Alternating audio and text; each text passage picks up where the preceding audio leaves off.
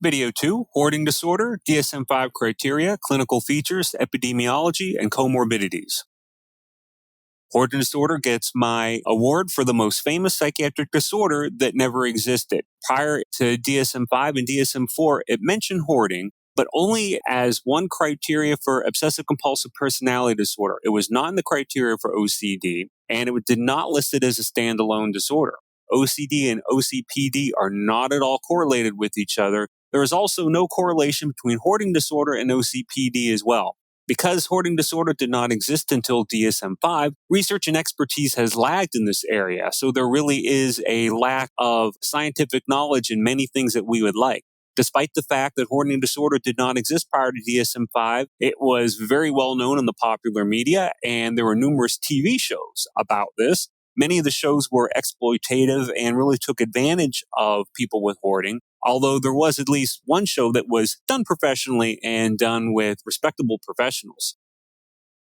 So what are the DSM-5 criteria for hoarding disorder? The A criteria, persistent difficulty discarding or parting with obsessions regardless of their actual value. Though difficulty throwing things away, it's believing that trash is treasure. B, difficulties due to a perceived need to save the items and to distress associated with discarding them. There's an emotional attachment to these items and very distress associated with discarding them because they believe they have value that there does not exist.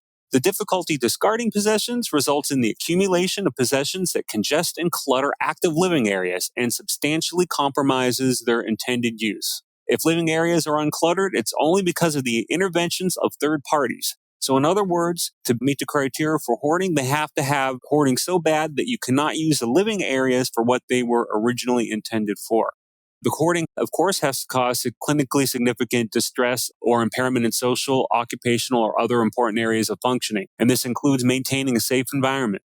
Hoarding cannot be attributable to other medical conditions such as brain injury or Prader-Willi syndrome, and the hoarding is not better explained by symptoms of another mental disorder. An example of this would be obsessions in OCD. This is probably the thing that I see that is most difficult to distinguish. Many people with OCD will have what we call hoarding obsessions or hoarding compulsions. And simply what this is, that people with OCD will have difficulty throwing something away because they need to check it repeatedly. So perhaps they are afraid to throw away an old bill because they need to check it 20 times to make sure they paid the exact amount. Because this is so anxiety-provoking, they're afraid to throw the bill away, so as a result, they keep it. So the fact that old bills from 10, 20, 30 years ago may be cluttering their house and are causing difficulty in their living areas, it's not because they want to keep the bills. It's not because the bills have any special attachment or meaning to them. It's simply because the ritual of throwing away the bill is just too complex and it's easier to avoid the ritual. Specify with active acquisition. So if symptoms are accompanied by excessive collecting or buying or stealing of items that are not needed for or which there are no available space. Most of the people who are experts in hoarding disorder no longer give handouts for lecture. It's very common at a hoarding disorder lecture where someone in the audience with hoarding disorder will take all the copies of the handout. That would be an example of excessive acquisition. People who steal things that they don't need from the store in order to get multiple copies of it and to save at home, that would be another example of excessive acquisition. Specify insight, good, fair, poor, absent, or delusional. So what are the clinical features of hoarding disorder? Most people do have excessive acquiring, 80 to 90%. So that's the vast majority of people. They fail to discard possessions, and the clutter makes this living space, again, unusable. They're unable to use the couch. They're unable to use their bed. They can't lie down in bed because their bed is piled with clutter. This causes marked impairment with them. They have a heightened responsibility and emotional attachments to objects, and they may not want to throw away an old dirty pizza box because they may say, I had dinner with my son 3 years ago and we ate from this pizza and I love this because it reminds me of my son. What you may consider trash has that kind of emotional attachment to them. There's no sorting, organizing, or discarding of these objects. So they're different than a collector. You go to someone who is a collector, everything is neatly arranged. People who hoard, they do not do that. Everything is just kind of scattered, pell-mell. They know where it is. They know where all their junk is. Surprisingly, they can point you to a lot of it, but there's no rhyme or reason to their organization.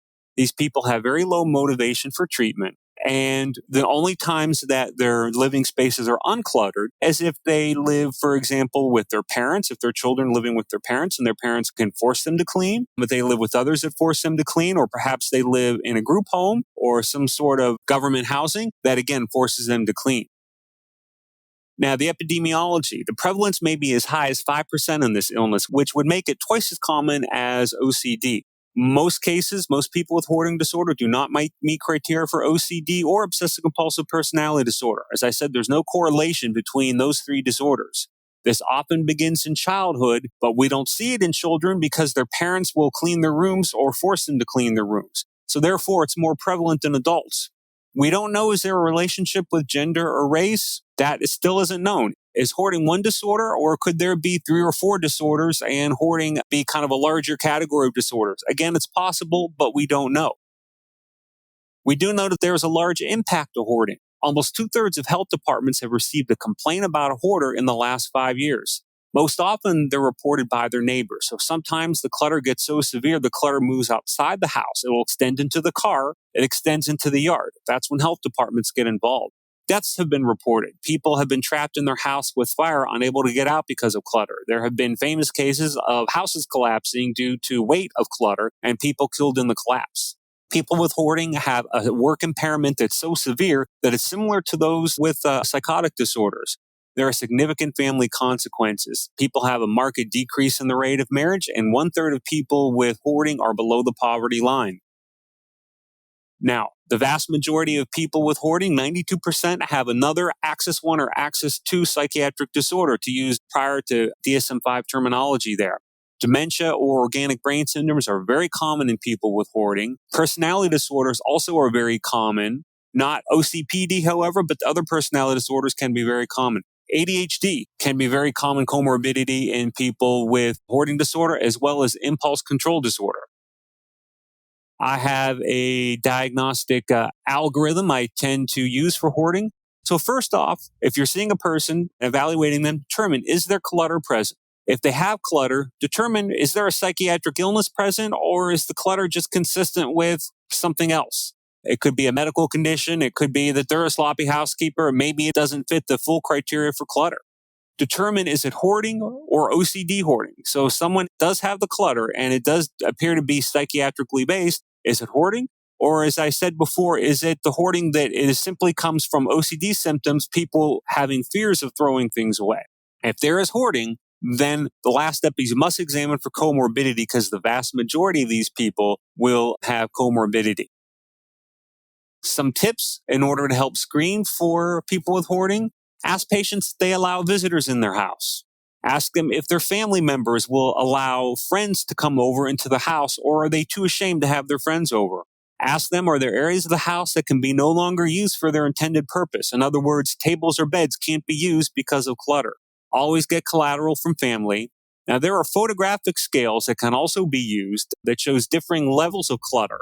For example, there's the clutter image rating scale, and there's the UCLA hoarding severity scale as well. What you can use with the clutter image rating scale is to show people, is this what your house looks like? It's a series essentially of 9 images that shows different parts of an example house with small amounts of clutter to large amounts of clutter.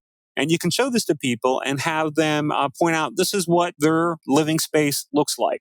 And that can be used to rate severity, but I think is also a good screening tool as well. Key points. Hoarding disorder is very common. It has an insidious onset that may begin as early as childhood. It can cause significant morbidity and even mortality. There's significant community health risk, as most public health departments report receiving complaints about hoarding.